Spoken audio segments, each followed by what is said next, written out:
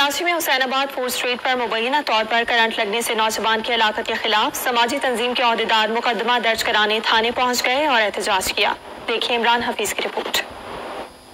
जुमेरात की शब बारिश के बाद हुसैनाबाद फूड स्ट्रीट के करीब से गुजरने वाला नौजवान राहिल मुबैना तौर पर करंट लगने से जाबाक हुआ था। नौजवान की मौत के जिम्मेदारों के खिलाफ मुकदमा दर्ज कराने के लिए समाजी तंजीम के सरबराह और कारकुनान अजीजाबाद थाने पहुंच गए और थाने के बाहर पुरअमन एहतजाज भी किया कि एक शख्स करंट लगने के बाद रोड पर गिरा पड़ा है और 20 मिनट उसको उठाने वाला कोई नहीं है।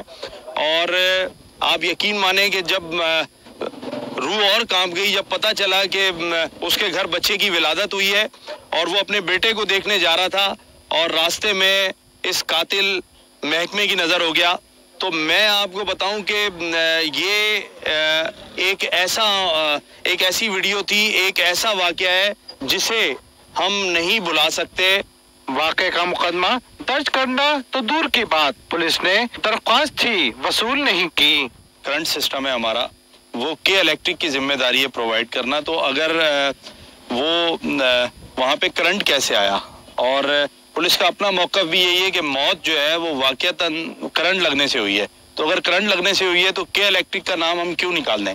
समाजी तंजीम की दरख्वास्त में राहिल की मौत के जिम्मेदारों के खिलाफ कत्ल बिसबब की दफात के तहत मुकदमा दर्ज करने की इस्तदा की गई है। कैमरामैन शामिर के साथ इमरान हफीज, डॉन न्यूज़, कराची।